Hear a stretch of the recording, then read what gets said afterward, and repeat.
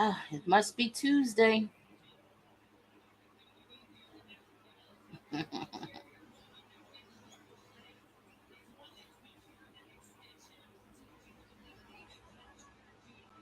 Somebody muted over there.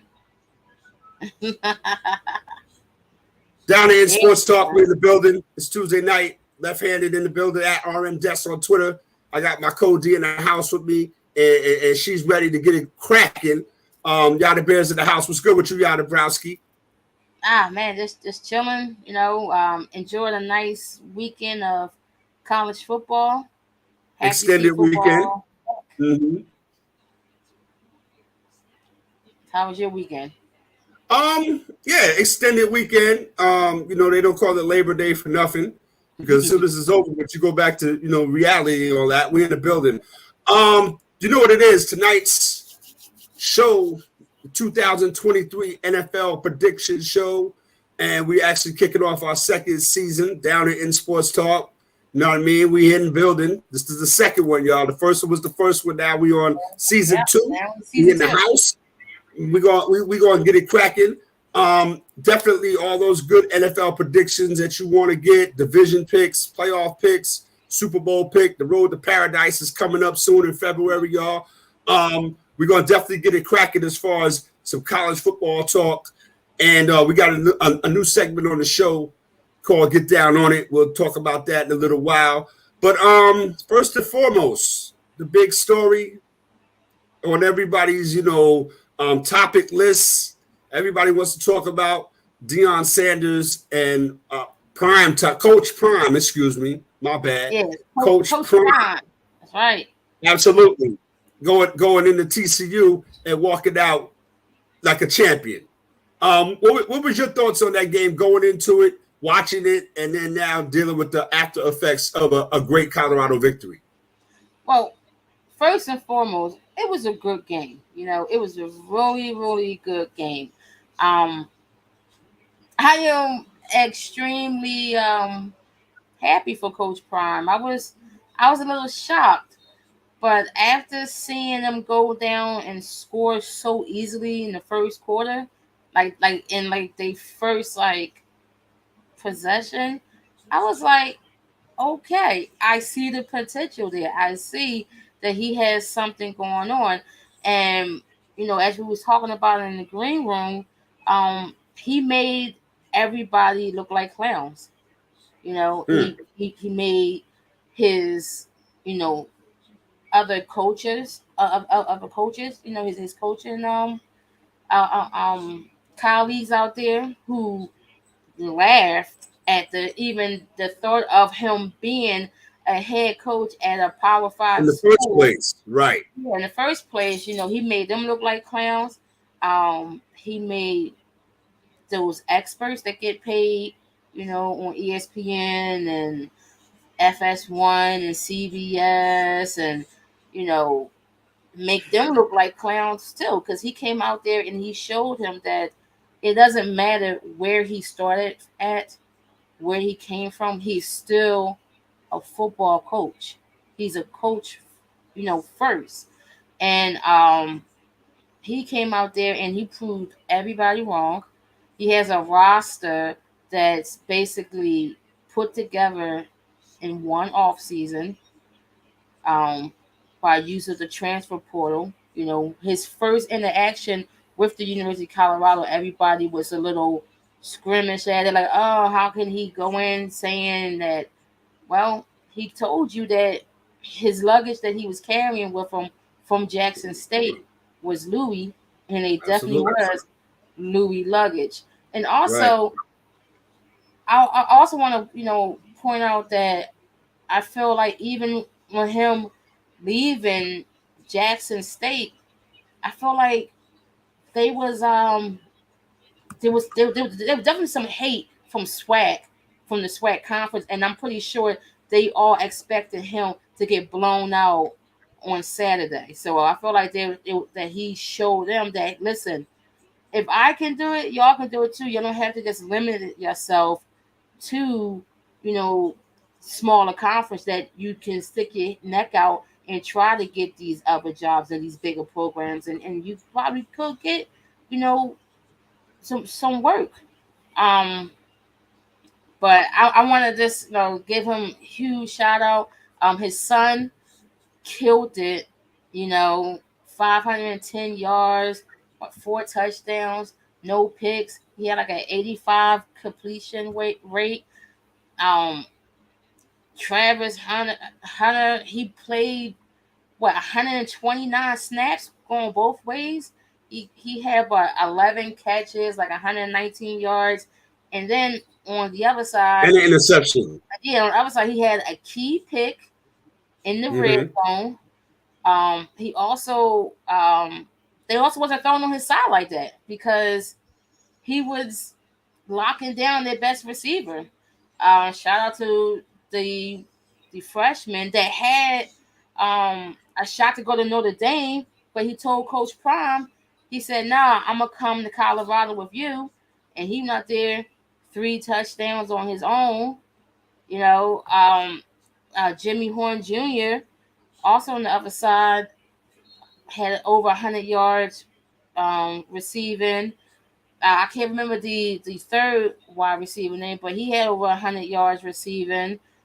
His Coach Prime other son Shiloh on the defensive side, you know, 10 tackles. So it was an all around great performance. There is a little, you know, there's some stuff that he still has to clean up, but I mean it's the first game, and it was a it was an unexpected win going to TCU, who was the winner of the national championship last year. You know, so people are looking at that like that's crazy, but you got to look at it also that they was only ranked 17. So the committee didn't really, you know, respect them as much. They didn't put what they did last season into their ranking, because ranked 17 after finishing second is crazy to me. Mm-hmm. You know, um, but after the first game, everyone want to talk about, you know, Heisman.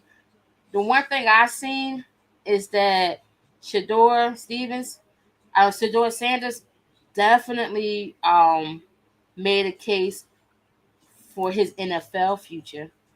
So now that we're talking about, you know, these big quarterbacks, you know, the Caleb Williams and all of them, you gotta talk Shador Sanders now, because the way that he played, it was a picture perfect game, and I feel like from this game alone, definitely had could definitely have these NFL scouts peeking up, taking a look. You know, you got to consider him because he's a junior, right? He's a junior. So, Yeah. yeah. Mm-hmm. So if he wants to, you know, if he's if you're looking at him right now, I feel like he could be a good NFL prospect. You know, um, one thing I do want to say about the game, because like I said, I thought the game was great, is Gus Johnson. Yeah, go ahead. Yeah, we talked about that. Go ahead. Mm-hmm. Gus Johnson was killing me because why did he have to keep saying black school, black college, black school? Oh, he coached at a black school. Oh, he played at a black school. Why couldn't he say HBCU? Everybody else says HBCU, but he want to keep saying black school as if he's downplaying it, like, you know, well, he just played at a black school, so, you know, we don't expect him to really be that good. You know, he didn't even have to say those words, but it's just the way that he was saying black school. This is the same guy that said, well, it was like last year or 2 years ago, that, oh, this guy, he's running like he's running from the cops. Like, what's going Yes. on Yep. with you? You know? Yeah. Yep. And not That's right. always had issues with him. Even when he was in the NFL, broadcasting NFL games, he says a lot of nothing. Like, he doesn't really add to the game. He actually takes away from the broadcast, because when he's talking, it's like he's talking empty sentences. You know, it doesn't really fit A in lot well of a with lot a lot a lot of histrionics. A lot of yeah, yelling and screaming. Right. Mm-hmm. yeah, it's bad. And when I seen that he was, you know, on the broadcast, I was like, all right, I'm gonna try to give this guy another chance. And then as soon as he started talking about Coach Prime and where he came from, he kept saying black school. And then we were talking about Sador, black school, black college. Same thing with Travis Hunter, black school, black college. I just feel like it was I agree. It was extremely condescending. The part I do agree with that, and it was. It felt. It just felt like he was just not really like undermining like everything that Coach Prime had to accomplish in this short period of time. Like he was jealous. I can't believe that this guy from this black school is doing this. Is beating up this. I wonder who he thought was going to win the game. Yeah, I mean, just like probably most likely, just like he thought TCU was going to win it, was going to blow them out the water, run them off the field like every other expert did. I mean, Vegas even said that they had these guys only winning 3 games this season. There was a 20-point underdog. Now, coming this Saturday at home against Nebraska, they are 3-point favorite. So they just made a 37-point switch up, and I think it's going to be exciting. I think it's going to be a great season. They brought fun back to Colorado, because Colorado was dead.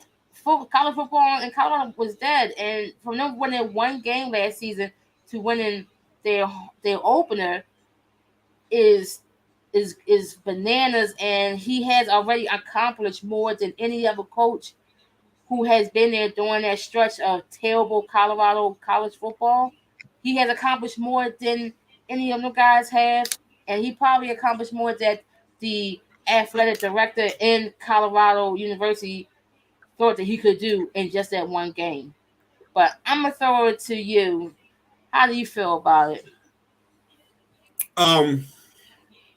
Watching the game, I was excited to see how this was going to end, was going to work out. We're coming. He was telling you all preseason long, we're coming. You know what I mean? He told the guys in the in practices and in the locker rooms, look, man, I got my Louis luggage with me. The transfer portal is right there. I think some of y'all need to invest in the transfer portal. We got Florida Boy Jay in the house. Some of y'all need to invest in the transfer portal. And again, Dion has been through every level, from high school to college to professional, you know what I mean? And he's done his thing, and he's backed up what he says. He's got Super Bowl rings, you know what I mean? And numerous accolades to kind of like back up what he talks about. So for him to, get at you and say, yo, I believe in what you guys are doing, and then go into a new situation at Jackson State, turn that around, give them some more prestige, leave there with his head held high and his chest stuck out, like, yo, I'm going over here to mess with the big boys now in Colorado, and have that same energy, that same fervor. What's up, Florida Boy Jay? That same fervor, and to see it executed in a way that nobody saw coming. Nobody saw Colorado going back and forth with TCU. Yeah. No, it should have been 14-0, but we're not going to talk about that drop that Travis Hunter had. We're not going to talk about that. You know what I mean? It should have been 14. Yeah. So again, at the end of the day, the offensive, the penalties, the sacks, you're nitpicking at this point, because the way they played to me was flawless. They came up with big plays every time that TCU came back. Colorado punched them in the mouth again. Mm-hmm. Big play after big play after big play. And like we talked about in the green room, it was more than, Shador is more than Shiloh, Jimmy Horn, you know what I mean? The running back kid. And like I said in the green room, let's give some respect and put some props on the kids that stayed. Yeah. Right? They sat through that transfer portal speech. They sat through that we're coming. We sat through that Louis luggage. They sat through all of that. And they made it happen for themselves. They made it happen for Colorado. Florida Boy Jay, what's good with you, man? We're talking about Colorado and Coach Prime. Yeah, we in the building. What's your thoughts on the game, man? A real Florida nigga, you know what I'm saying, put some respect on the name. Deion Sanders hold it down for all the real Florida niggas, you know what I'm saying? his son having Travis Hunter there, having the running back he's been bringing up since 4 years old, his other son Stylo making 10 tackles, trying to hold down that secondary. It was a great performance. I felt like I was watching 3 different Deion Sanders on the field and him controlling all of them. It was a masterful performance. You would like an extension of yourself out on the field, but to actually see it manifest, seeing yourself twice, offense and defense, and then, like I said, with a kid like Travis Hunter, the next Deion, and then the running back that would have probably been bagging groceries if I didn't teach him since he was 4 years old, but seeing him through the process of getting him to Division I as if he is my son and putting the ball in his hands, like so really 4 kids embody the attitude of Deion Sanders, and all 4 of those kids making plays, unwavering confidence, knowing like the game is on their back on certain plays, and then breaking the game open at every opportunity. Is unprecedented. Coaching. A lot of 4th down conversions, they turn into points or 2 plays. Hey, play the game, like interception. Play the game was that interception. Oh yeah, those hands, it was just like took it. I was like, oh my god. Did you see the video of the clear people that were talking really crazy? Did you see that video, Jay? Did you see that video, Browski? When he made the interception, did you see them go back to them? But they were like, typical clear people reaction. You know what I mean? They're looking around, they're putting their head down, they got, you know what I mean? They're stuck on stupid. You know what I'm saying? But again, when you watch something like that, man, and how proud for us to watch it, but it must have been like tenfold for Coach Prime, to see everything that he talked about come to fruition. And that's when and that could just be like with any walk of life, man. You definitely have to have ultimate belief in yourself, ultimate belief in what you're doing, and then to see it manifest in more ways than one. And nobody expected them, and I don't even think Deion expected them to score, 45 points. But then again, I don't expect Deion's defense to give up 42 either. So at the end of the day, I know he got them running gassers and making it do what it do. But I just wanted to kind of like throw some shade and put it's shine time as one of our ubiquitous guys that we all know and talk about and respect to the fullest. It's shine time for these prognosticators, these professional sports talkers, these professional, football talkers that talk down on Colorado.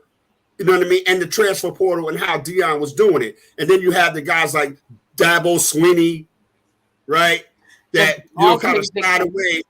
Absolutely. That shied away from the transfer portal, got on national television in the first game of the season and came up empty, right? Against a basketball school, Jay. Go ahead, Jay. Hey, listen. Dabo Swinney said, guess what? You guys can build your program off NIL, but I'm going to build our program off God's NIL, God's image, name, image, and likeness. You know what I'm saying? That's what Dabo Swinney said, and I feel like God turned his back on him last night. He definitely did. That's what I feel God, like. Hey, listen. Hey, Florida boy Jay, God took some money under the table. Hey, listen. I found out last night me and Dabo don't worship the same God because I hear you, my guy. Absolutely. We was having praise and worship service watching the game, knowing that Florida State just was crowned ACC champs after that shit. And Dabo's over here showing you that if you don't get with the times, you get left behind. You look at 3 of the most impressive programs in USC, Colorado, and Florida State over the weekend. All of them are heavy transfer portal programs. Heavy. Overnight. And look at the result. That Dabo was on the sideline trying to find a new God to pray to, because the one that he was praying to earlier definitely said, "Nah, we all about to say it." Listen, he must have thought, listen, Jay. He must have thought Bobby Hurley and Zion Williamson was out there playing with you. I'm watching the game. I'm like, bro, who is this? Don't even look like Clemson. Who are y'all receivers? Right. Y'all been trying to tote out here for 3 goddamn years. These niggas wild. They look so regular. It looks so regular, my dude. They look like they look like out the top 2,500 type team. That's what they look like. They look like the Clemson of the past. Like for sure. I can't wait. Like the turnovers was crazy. The fumbles, the lack of defense, the lack of defense. Like I'm looking like, wait a minute, is this Clemson Duke, playing basketball? Or this Clemson Duke playing football? Because Clemson looked terrible, and then let's shout out my man Florida Boy J team. Yeah, I was getting ready to say, let's go. All right, yep. Let's go. That second half. Talk your issue. Hold on. Gas me up, real. I'll be right back. Gas me up. So again, Florida Boy J. He's going to be a contributor on the show. During the football season. He had got at me behind the scenes. He was like, "Yo, man, I'm going to be in the building. We're going to talk our ish." So he's going to have.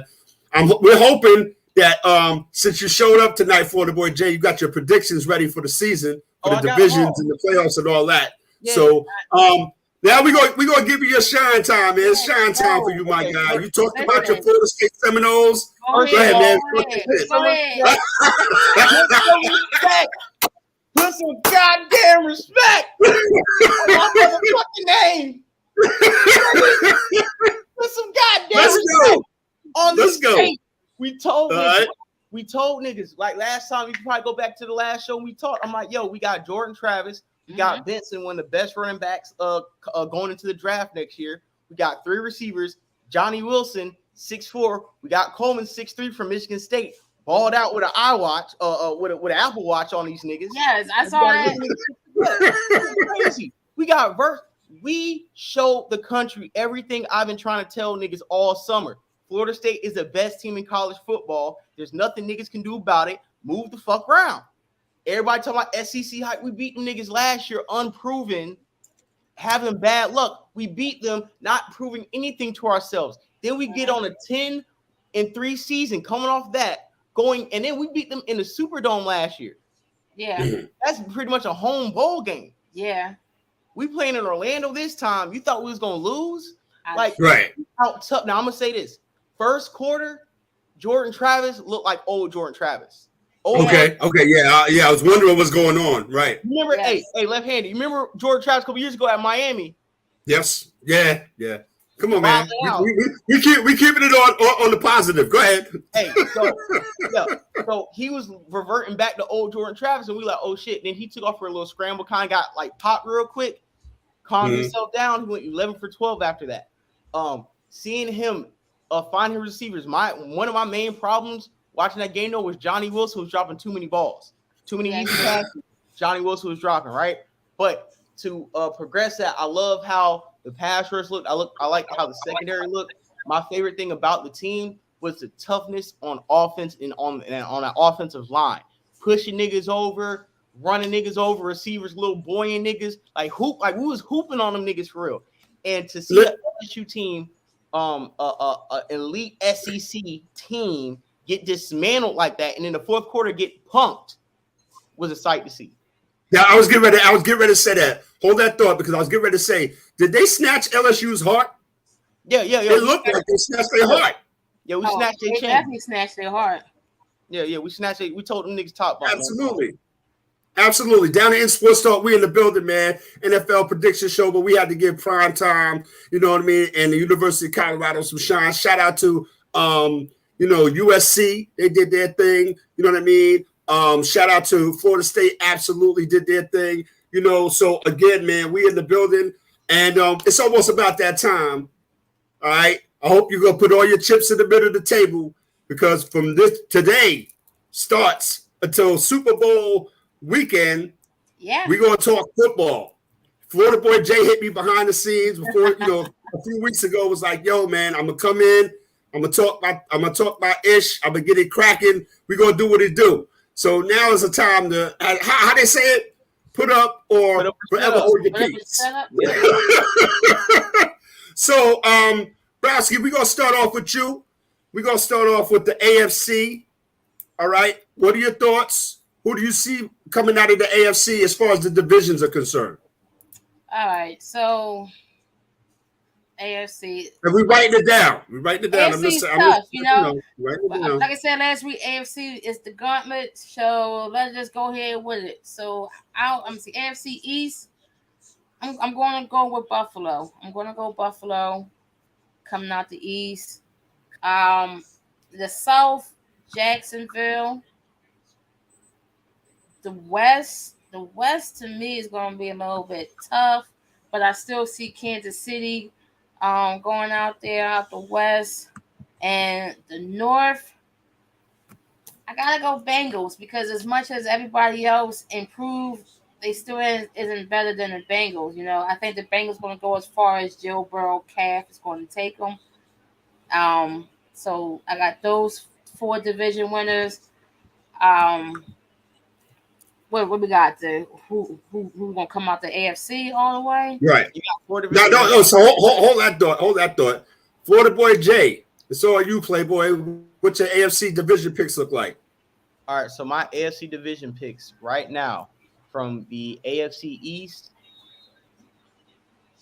I got the Dolphins coming out winning the division.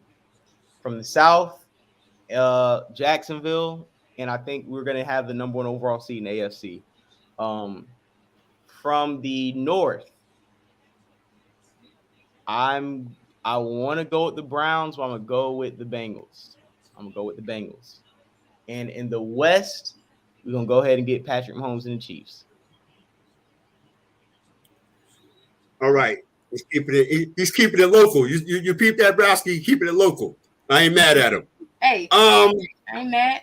Hey, man. That the preseason, we talked about it. I'm not gonna waste no time. New York represent. I know it. Florida boy Jay, I sipped the Kool-Aid. I'm going with the New York Jets to win the AFC East. I sipped the Kool-Aid. Yes, I sipped the Kool-Aid. Damn. Man, it's gonna be a long season. I'm going with the New York. Hey, listen, I'm going with the New York Jets, and my NFC pick's gonna really kill you. The AFC South, I'm going with Jacksonville. I think that they're not gonna let that being behind 27-0 at home and then them coming back and win. That's not the last that we heard of that team. I think the Jacksonville's gonna come out of the South. Out of the North, let's go Lamar Jackson. Let's go OBJ. Let's go Baltimore Ravens. I got them. AFC North. AFC West, as tempted as I was, because I rock with the Chargers, it's something that's missing with that squad.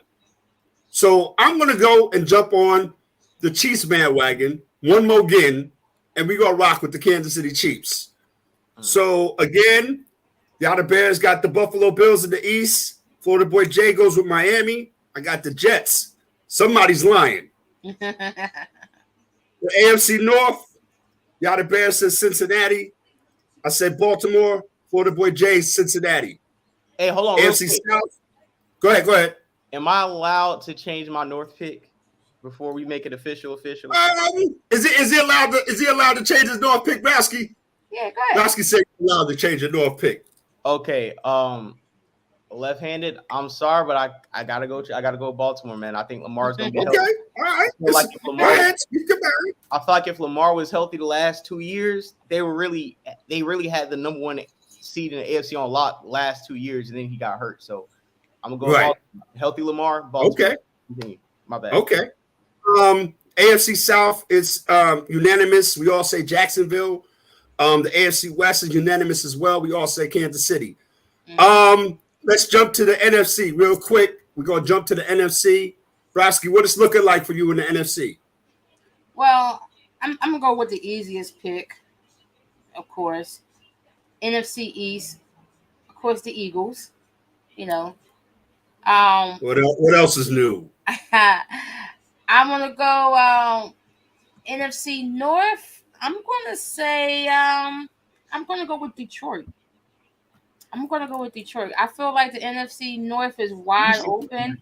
There's really no clear-cut front runner. the easy pick would be Minnesota, but we all know how inconsistent Kirk Cousins can be.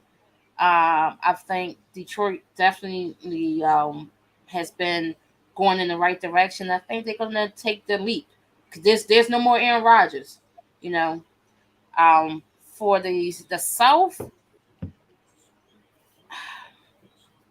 the South is hard because again, this is another one where there's no clear cut leader, and I gotta go who has the best quarterback, and that's the Saints. I feel like the Saints have the best all-around team in that division, on both sides of the ball. Then we're gonna go to the West, and I'm gonna go with Seattle. Everybody keep looking at San Francisco as the clear front runner, where you have a great team in Seattle that quietly is coming back into playoff and divisional picture, and I just don't trust Brock Purdy. I can't put all my eggs in the basket over a guy that was the last pick of the draft, started 8 games. I feel like last season was magic for them, lightning in the bottle, and we all know magic goes away. You can't carry magic into the next season. So I feel like Seattle will have the best chance. It's on you, Florida. All right. So for the East, I'm going to go with the Eagles.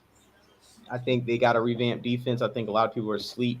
I know they lost some pieces on there, but I just think they are able to retool, and they play a ball control offense. So it's not good defense is going to be seeing 90 snaps a game anyways. When it goes to the South, like I talked about last week, I really do like the Saints. I like their weapons. The fact that Derek Carr can throw the deep ball and Chris Olave is a burner, and you still got Jamal Williams and Kamara out that backfield. Jimmy Graham is reemerging. To me, they have a lot of good offensive weapons, and this is the best defense Derek Carr has had in a weak division. So I got the Saints. When we go to the North, you really can't get me off the Vikings. Number one, I know a little what is name dropping. I'm cool with the wide receiver coach. Okay. I really appreciate the way he knows the game and seeing how Jefferson's doing his thing. So I got to go with them, and I really do think because they got Brian Flores, that defense is going to step up. So I got the Vikings. Okay. When we go to the last division, I want to agree with you. I think that the Seahawks will overtake the 49ers because Geno Smith threw most of his interceptions on first down. You can clean it up. That's a very cleanable issue that really isn't an issue. It's more of a circumstantial thing. Jackson Jigba can emerge as a 3 and really a 2, and he can take over that slot position. And now you really have a technician slot runner. You got a big playmaker in Lockett, and you got a possession receiver in Metcalf. And then on defense, they have a equal amount of talent to me. So I do think the weapons they've reloaded, they retooled. We look at the 49ers, it's a lot of questions. We look at the Seahawks, I see a lot of new pieces on top of what they're already building. And Pete Carroll with young players, you can never underestimate him. So okay. All right. So that's what we got it locked in right there. All right. NFC. The East is really a no-brainer for me because I have no faith whatsoever in the Dallas Cowboys. I don't think the Giants are ready. And, the Commanders / football team / whatever you want to call them, they're not ready yet. But I think they're going to be more exciting than people give them credit for. So I got the Eagles winning the NFC East. The NFC North, and I'm going to have to get at Yada Bear, my ubiquitous Cody. I told her last year when the Detroit Lions selected the kid Hutchinson from Michigan to get on the defense, I said the Detroit Lions it's going to be this is their come up right here. They kind of started off kind of shaky. Brodsky was laughing at me and stuff like that. This and that, the third. But the end of the season, kind of like they were finding their footing, right? And so, am I a big believer in Jared Goff? I'm more a believer in what they have with the other weapons, the kids, all of that. So I'm rocking with the Lions in the NFC North. The NFC South, you see it. You see it. Buck Nation. I see. Look at Florida boy Jay. Like, yeah. This thing. What's the logical explanation for the Bucks I'm overtaking? gonna give you a logical explanation. Baker Mayfield's got a lot to prove. Right. All right. He has no excuses. Right. Offensively, we're gonna work some things out. I know Mike Evans is thinking about his contract and things of that nature. We're gonna get it together. We're gonna shock the world. Defensively, I'm finally coming around to the fact that my secondary is going to be a little bit better than what I give them credit for. All right. We're going to see week 1. Rosky's giving me the thumbs down. We're going to see week 1 in Minnesota when we go against the Jefferson kid and we go, Jordan Addison? Against week 1 against those guys down. So next week, I'm either gonna come in with a fake mustache on, or I'm gonna come in with a really greasy Florida boy Jay. Hey, that's not Nation in the building all day. The NFC West, I got the Seattle Seahawks. I don't really put any, trust in what the 49ers are doing. Arizona's, they should be playing, against Coach Prime and them. You know what I mean? And again, it just is what it is. So I'm rocking with the Seattle Seahawks. So the NFC, we got unanimous picks with Philadelphia Eagles winning the East. Okay. Myself and Browski, we got the Detroit Lions, and Florida boy Jay rocked with the Minnesota Vikings. The South, Florida boy Jay likes New Orleans. Browski likes New Orleans. Buck Nation. Enough said. And in the NFC West, stop laughing at me, Florida boy Jay. Stop laughing at me, bro. I'm just chilling, man. I'm just stop laughing at me, bro. I don't want no trouble, man. I'm minding my business. In the NFC West, we all unanimously picked the Seattle Seahawks. All right, so now we're getting down to the nitty gritty of some things. Right. What are we looking at as far as your playoff picks in the we'll keep it on the NFC. What are your playoff picks as far as the NFC is concerned? You got three wild cards. All right, I see again when I look at the NFC, and I know people will be like, "Oh, well, she's just saying because she's a homer and this and that," but no, I see the Eagles being the number 1 overall seed out the NFC. The first, having that first slot. But I can see, like wild card wise, I can see Vikings and probably the Cowboys. Probably. Give me one more. Wait a minute, and then the third one, all right, Vikings, Niners, Cowboys. Cowboys still a little. It's a little suspect. shaky. Yeah, little suspect. But I feel like those 3 are the 3 wild card teams. But at the end of the day, I see the Eagles coming out of the NFC, going back. We was gonna get to that, but you. Okay. I'm sorry. Get to that. Don't worry about it. Let me just back it up. All right. Okay, it's all good. Florida boy Jay, who you got? The 3 remaining teams for the NFC playoffs. All right, so I think the Eagles probably going to repeat with number 1 seed. Going to be followed by Minnesota with the 2. Then I would say is going to be the Seahawks at 3, Saints at 4. I think they're going to be playing a road game against the 49ers at 5. And I think the Seahawks will play the Cowboys. Cowboys will be on the road at the 6th seed. And at the 7, who would be playing, I think I got the Vikings number 2. I think man, if I really got to give that last seed to, I'll probably go. I would go with Detroit. I'll go with Detroit. Mm-hmm. That's what it is. In the NFC, man, I'm kind of like with my partner over here. I got the Vikings, I got the Niners, and I got the Cowboys. So that was quick and painless. Yeah, because the NFC is clear cut. Yeah, it's kind of crazy as far as the NFC is concerned. Here's where the rubber meets the road. Yes. Let's see your wild card picks for the AFC. Grosky, go ahead. the wild card, the AFC wild card, it's extremely tough because, as we always said, there's there's 7 teams that can almost have 3 spots basically. I would have to go Miami, um, Baltimore, and that last slot is like super tough. You know what? I'm going to say the Raiders. I don't believe in the Oh, Chargers. I don't oh, believe in the Chargers at all. oh. Okay. So All right. That's what's up. I'm gonna throw the Raiders. I didn't see that one coming. My jaw just dropped. Pause. I don't I believe didn't, in the I didn't see Chargers. that one coming. I don't believe in the Chargers. I don't believe. I think the Steelers. You know, it's going. That division is tough. And Yeah, we're walking. We'll be sending you an email. yeah. Listen, he can send as many emails he wants. He's gonna be sending them, you know, after the season's done too, when his team is looking at the postseason, because I can't see them coming out like these games against their own division is going to be ridiculous for them to even come out there, because I got Baltimore as a wild card.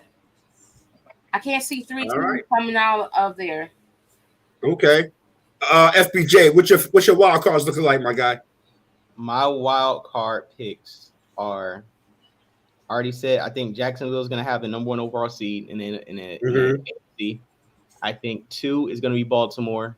3 is going to be the Chiefs. 4 is going to be the Dolphins. Okay. The 5th seed will be the Bengals. All right. The 6th seed will be the Steelers. All right. And the 7th seed will be the Chargers. I have the Bills missing the playoffs altogether. Okay. And as well, I see your picks, Florida Boy Jay. I like what you did there. My wild card picks are as follows. I got the Cincinnati Bengals. I have the Buffalo Bills. And wait for it. The Denver Broncos are going to make the playoffs. Florida Boy Jay he's about to check my temperature and send the psychiatrist to come see me. No. I like that pick. I like that pick because it's not chalk. It's kind of like my Steelers pick. Okay. Or dig it. I dig that. Absolutely. So you know that's where I'm at with it. I think Sean Payton is gonna, sit them guys on 180. I think it's all predicated on what, Russell Wilson now, is he got the battery in his back. He's not going to be relaxed anymore. He's not going to be walking around, with his own personal marching band and his own personal entourage, because Sean Payton's not having that. And I think that is going to be not enough to get over the hump to beat the Chiefs and things of that nature. But if they can go, 3-3, maybe, 4-2 in the division, you know what I mean? We could see a nice little turnaround there in Denver. I'll say this. Hold up. Go ahead. I'll say this. The last 2 games of the season for the Broncos is the Chiefs and the Raiders. I think those 2 games is going to determine that 7th seed. That's why I feel like it can go either way. It can go Chargers, Broncos, Raiders. I'm gonna go. Okay. And let me say something real quick. The reason why I pick the Chargers over the Bills is because the Bills have a lot of question marks. Bills have not established their running game, and Bills' defense is getting older. When I look at the Chargers, they have more fire underneath their belts, losing 27. Is it blowing that lead? I think they've been steaming all year, and I think the Chargers are going to come out on fire. Now, they're going to teeter off and be the Chargers are going to charge. That's why I think they're going to get the last playoff spot. But I do think they have a fire up under them. I think they have more answers. They answered more questions in the offseason, and the Bills added more questions during the offseason. And I think the way Kellen Moore wants to call plays, he has the quarterback to call those plays and to execute. Dak Prescott was still limited, and it made Kellen Moore look bad, and he was a good coordinator. And I think Kellen Mhm. Moore finally has not only the quarterback, but Mike Williams, Quentin Johnston, Keenan Allen, not Ingram, but I think I forgot his name. The tight end Everett, the tight end, and you got Austin Eckler coming out the backfield. Their old coordinator was a lot of 15-yard cloud of dust, a lot of 5-yard routes, running back out routes. I think now they're going to be having exotic plays. They're going to be pushing the ball downfield, and I think Herbert's going to lead the NFL in passing yards this year. Watch what I say. Okay. All right. And this is my reason why I don't have them in the playoffs is the opposite of your reason, because I feel like Mike Williams, Keenan Allen, two top guys, every season they're hurt. I feel like they're going to miss significant time once again, and I think that injury bug is what's going to limitate them from making the playoffs, and I feel like they still going to have a hangover from losing that lead to Jacksonville. And I feel like the only way that they probably will make the playoffs is in that 7th spot if they make some type of trade, because I don't see one of them guys being on the field for a good amount of time, because the history has we always seen it. Last season, so many games, back problems, for Mike Williams, Keenan Allen. And like Keenan Allen had like one like really great game, and then it was like we didn't see Keenan Allen. It fell off and disappeared. Right. He was on Right. the sideline, Right. he's in and out of the lineup, because of injury problems. So that's why I've seen that with the Chargers, and I do agree that having Kellen Moore there can help them, but I think he's going to be limited to these guys' injuries. I feel like the injury bug is still. And that's why I brought up Quentin Johnston, because all off season I play fantasy football. Yeah. I be, just like y'all, we in tune every day when the NFL, all season. So I've been hearing a lot of good news about Quentin Johnston. Like, I got him on a lot of fantasy teams. They've been raving about him. They were like, that's been Herbert's number one target so far. Mm-hmm. He's a big body, big play receiver. Even when the other two are out, Joshua Palmer, he's pretty viable. You can pick him up on fantasy a lot of weeks. He gets a lot of volume targets. Yeah. I think they got a good third. Before Johnston got there, Joshua Palmer and the other guy, forgot his name, but they they held it down.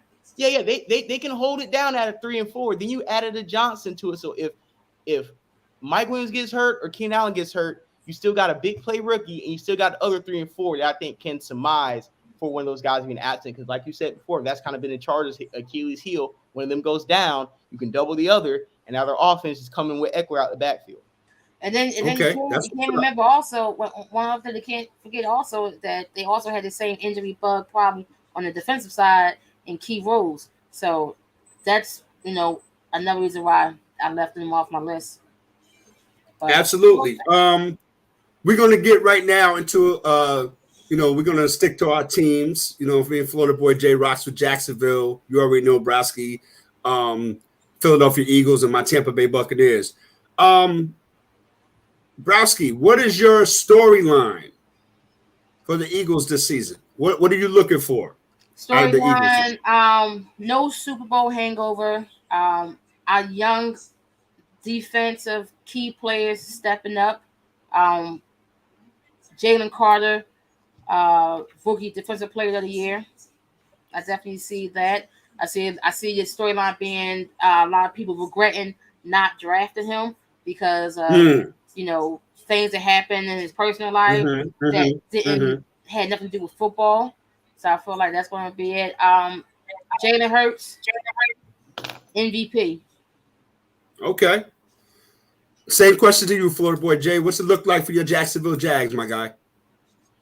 I think this is our coming out party. I think you're about to see the number one offense in NFL for the 2023 NFL season. You are about to see us get up on a lot of teams early. You're going to see us on the nationally televised games, and I think you're going to start to see people finally. I mean, they're trying to do it already, but Trevor Lawrence is going to be cemented in the top 5 by the end of the season. And I'm not going to give away anything outside of the regular season, but Jacksonville is going to get the number 1 seed in the AFC. Trevor Lawrence will get serious MVP consideration by leading the number 1 scoring offense or yardage offense in the NFL. We're going to either have the scoring offense or the yardage. We will have the number one offense statistically in the NFL. Okay, that's what's up. That's what we do over here, y'all. We don't jump out. Trayvon Walker going to break out this year. Last year he was getting his footing. This year Trayvon Walker is going to finally break out. Okay, that's what's up. That's what we do over here, y'all. We go a little bit deeper. All right. My Tampa Bay Buccaneers. I have to put some confidence in my man Baker Mayfield. I'm hoping that he can return to those glory days like when he was in Cleveland. Just leave the commercials alone. We don't need the commercials. Do what you do, right? Become more of a, not a game manager, because we don't want you in that game manager mode. We want you as a quarterback that people are going to see when you put Tampa Bay on the schedule. You know what I mean? Baker Mayfield's going to do his thing. I'm not expecting him to throw for 400 yards every game. I'm expecting for him to be a important piece of that Tampa Bay offense. Remember, Baker Mayfield is mobile. He's not going to be like Tom Brady back there sitting in the pocket, waiting for his receivers to get open and then get smacked up. So Baker Mayfield could make some things happen. On the defensive side, I'm looking for the rookie, Christian Etzlin, to be that nickel back that we can depend on, and we don't get burnt so often, because Browski, you already know, my Achilles heel, my tennis elbow, my migraine headache is my secondary. Every week I want to go smack the hell out of one of them dudes. I want to walk down to Tampa Bay and put them in front of the cannon and disintegrate them. You know what I'm saying? So that's what it is. Now we are going to get to the part where the rubber bounces off the road. Super Bowl 58 in Paradise, Nevada.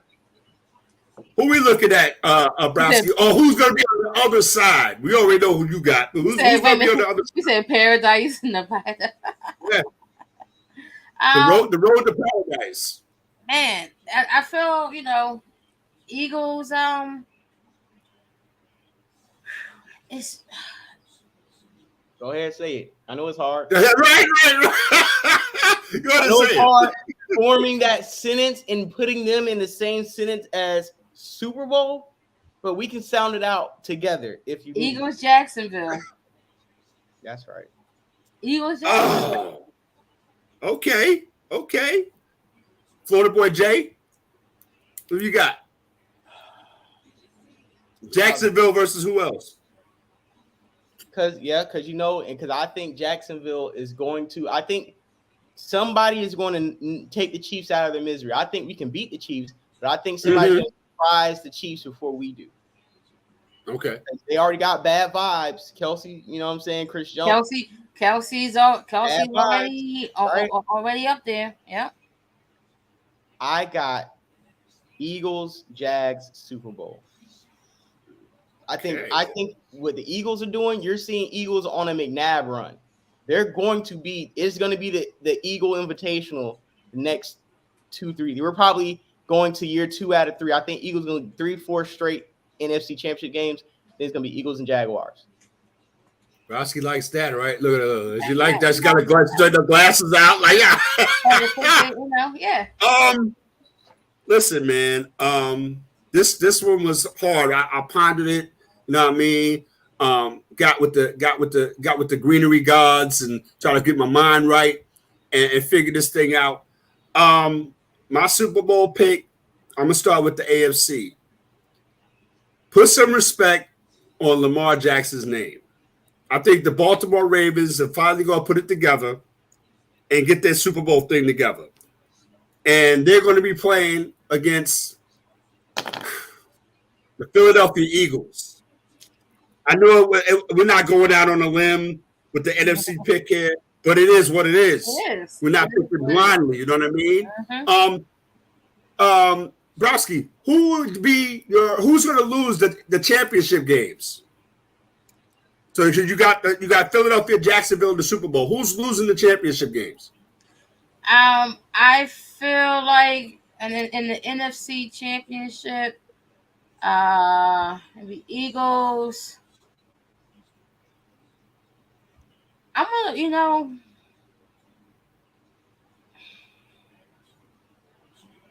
I'm gonna give it to Minnesota. I'm gonna give it to Minnesota. Okay. Even though I All see right. them All as the right. hardcore team, I I believe that with that offense, um, hopefully with the improved defense, yeah, I can see Minnesota making it Okay. to and on the AFC side, Hmm. I see Jacksonville.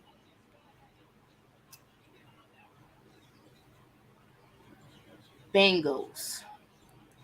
Okay. Jacksonville with Cincinnati. But you look like Yeah, Florida boy Jay. Who's losing the championship games?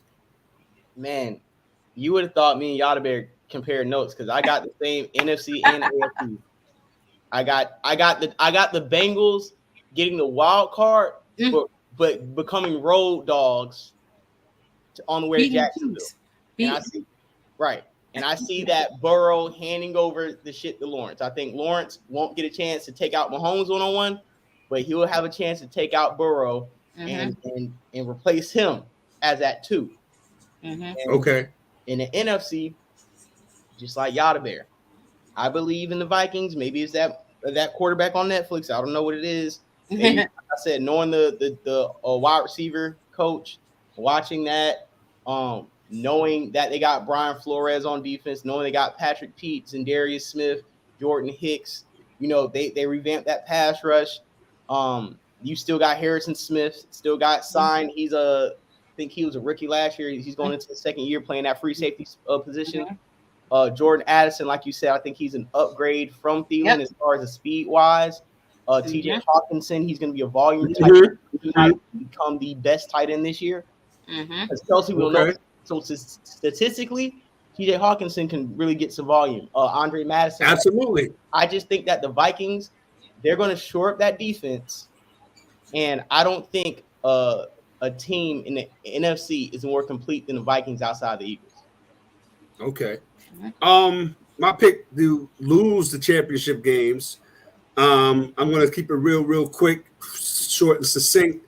I think Jacksonville's gonna lose. It's gonna be a tough game against the Baltimore Ravens, but I think Jacksonville's gonna lose in the AFC. And the Detroit Lions, they're Okay. gonna go into Philly and have an experience. They're going to go into Philadelphia and have an experience. It might end up being like, 24-10, 34-17 or something like that. But they're going to have the experience. And I think that the Detroit Lions are going to make a lot of believers out of people. But I think it's going to end in the NFC Championship game. So there you have it. Those are the picks. We're going to definitely post them in the Down in Sports Talk Facebook group. And that's just what it is, man. We are going to go a little overtime tonight.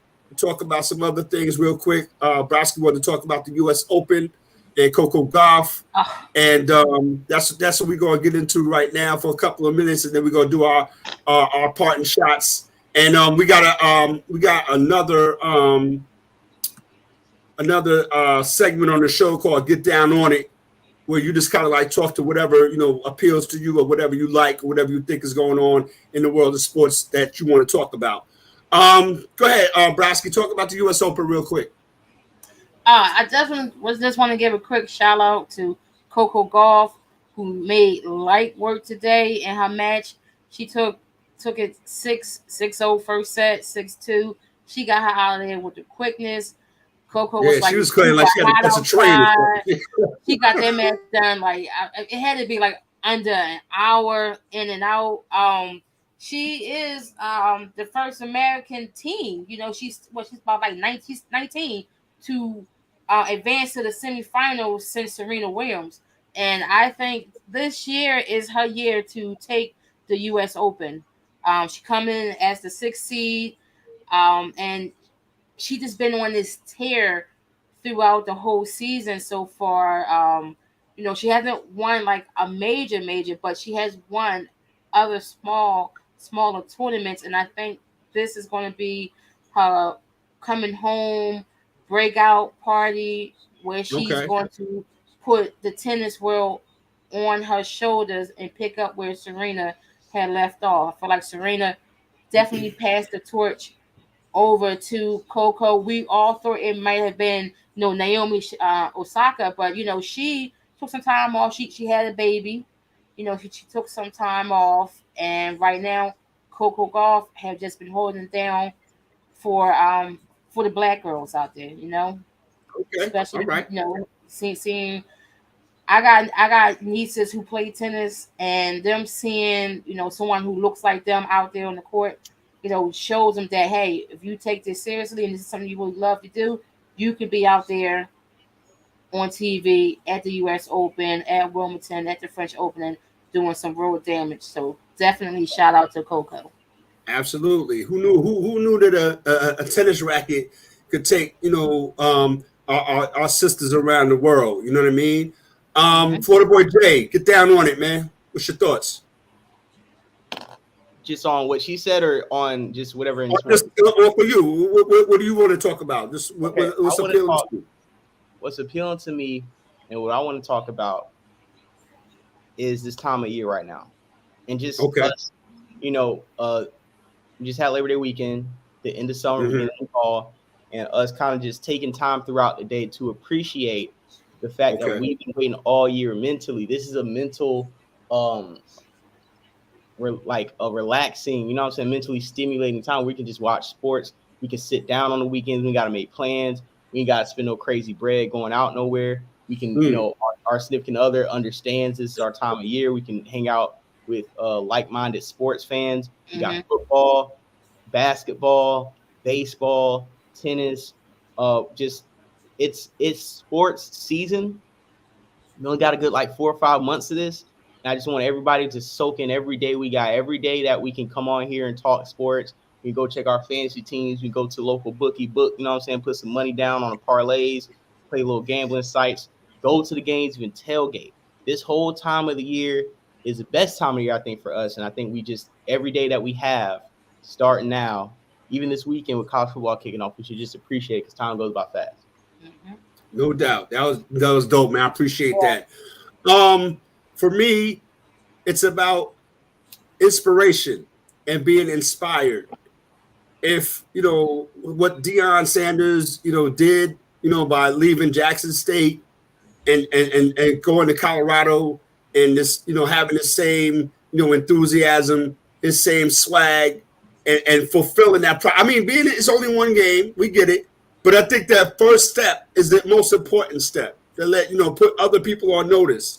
And when I say other people, I mean those clear people, the ones who don't believe in us, Yeah. don't understand how we come in, walking with our heads held high, walking with that swag, with that bounce that they try to incorporate in their situation, and it don't quite come out right. They try it. I'm not mad at them, because what they've been doing is kind of been like milk toast for the longest time, cookie cutter material. And we come in there and we put some flair on the situation. We put some swag on it. We put a vibe. And again, they, let us know that they don't appreciate it in so many, in certain words, a certain terminology that they use, right? They don't have to have the utmost confidence, but some kind of belief, man, that this guy's not gonna, and everybody in general, Coco Gauff, the Williams sisters, Lamar Jackson, Jalen Hurts, you know what I mean? And it could be done. So again, man, what I just wanted to say, man, was, keep on doing your thing, keep believing in yourself, and it could definitely happen. I want to, put some shine on before we get up out of here. We go overtime a little bit tonight. Put some shine on the USA men basketball Yes. team, even though they suffered a loss to a team that was kind of, bigger than them. You know what I mean? But then they came back and did what they needed to do. And, it just is what it is. Just believe in yourself, make it happen, and it will definitely happen for yourself. Down in Sports Talk every Tuesday night, 8 to 9 p.m. It's the real season, y'all. Everybody's, now putting their money where their mouth is, so to speak. And here we are. We get ready to march to paradise, all right, for Super Bowl 58 and all that good stuff. Shout out to Jason Dominguez. I didn't get no raise. I didn't get any raised eyebrows. But now it's like the Yankees want to play ball now. Now they want to play. We went down to Houston and swept them dudes, and a lot of people jumping out the window. And I'm not one of them, Browski. I'm not one of them, Florida boy Jay. It's too little, Listen, too late. they gotta prepare for next season to try to sell those tickets. Yeah, I mean, I get it, but I come from that situation where the postseason is not something that we hope for. The postseason is a birthright. I said that last year in the first season of Down in Sports Talk. We don't play for June and July. We play for October. That's right. You know what I mean? And again, at the end of the day, man, I'm very, very disappointed in my team. And now it just kind of speaks to the youth movement. Sometimes you gotta let them kids come up and do their thing. And again, keeping Harrison Bader, Josh Donaldson, Kasani Carlos Rodon, all that money, and him pitching like garbage. You know what I mean? That's not conducive to a winning situation. So you bring up the kid Dominguez, the first swing that he takes in the major leagues, hits an opposite field home run off of one of the alleged best pitchers that ever did it in Justin Verlander. All right. So again, I just wanted to say that, man. Down in Sports Talk every Tuesday, 8 to 9 p.m. I'm in the building. My Code D is in the house with me. Yada Bear, my man, Florida Boy Jay. Shout out to Will Walker. Can I say one more thing before we go? Yeah, go ahead, Broski. The Paris Olympics storyline is going to be which team Joel Embiid going to play for. It's going to be for Team USA or for Team France because he got dual citizenship, and the U.S. team is very small. That's going to be a storyline. All right, my storyline for the Paris Olympics is going to be like which beats they going to play during the breakdance competition. I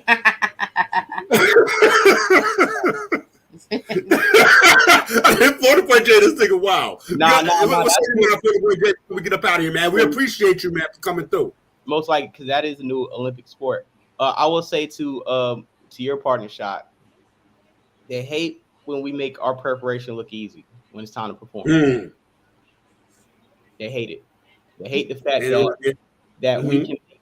It's almost like we make a mockery out of their hard work. When they try to plan, plot, strategize, and sometimes guess what? We can't just walk in the room with no preparation to make it happen. That's a gift we have, and it's okay. They just don't like it when we put it on display for the world. Right. Let's go, Boy Jay. Let's go. We walk in, tell them we're gonna do it, and then turn around. But I told you so. Now pay up, cash me out. Let's go. That's right. Cash me out. Dope way to end the show, man. We are in the building every Tuesday night, 8 to 9. Smash that like and subscribe button over there down in Sports Talk on YouTube, Facebook, and StreamYard. Get your picks in for week 1. All right, you got until Thursday at 7 p.m. down in Sports Talk on Facebook. All right, we're gonna put everybody's picks on the page tonight. I'm gonna do that tonight, and get your week 1 picks in Thursday by 7 o'clock. All right, we're not taking no shorts this year. All right, we didn't take those shorts last year. Shout out to my man Sonny Cruz who won the championship last year. All right, but Browski said that's not happening this year. She's taking the crown. And I had to laugh at that. You know what I mean? Because I got back in the building. I fell off last year, FBJ. But yeah, we do our game picks, man. And you're more than welcome to come through, man. Down in Sports Talk on Facebook. All right. So show for the night. We're about to get up out of here. We salute. We'll be back next week, and either some of us gonna be smiling. Some of us gonna be replaced by Chat GPT. Hey, with some of them picks, I need y'all on the A block. We need some of y'all pick topics on the A block.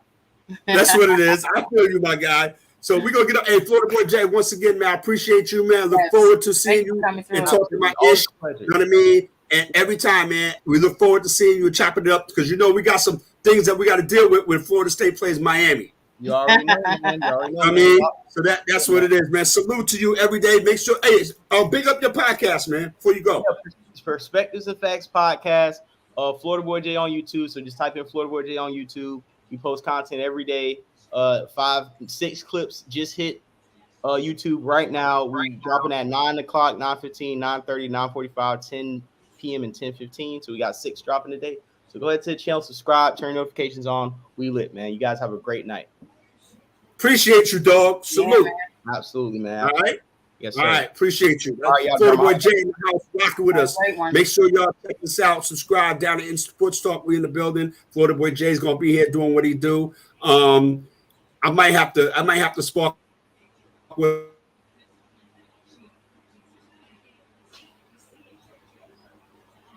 Uh-oh. Everybody froze. See, it's about that time. We all freezing up in here.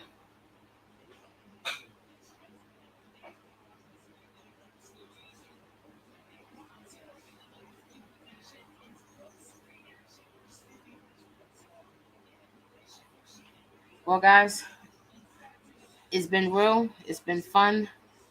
And we'll see y'all next week.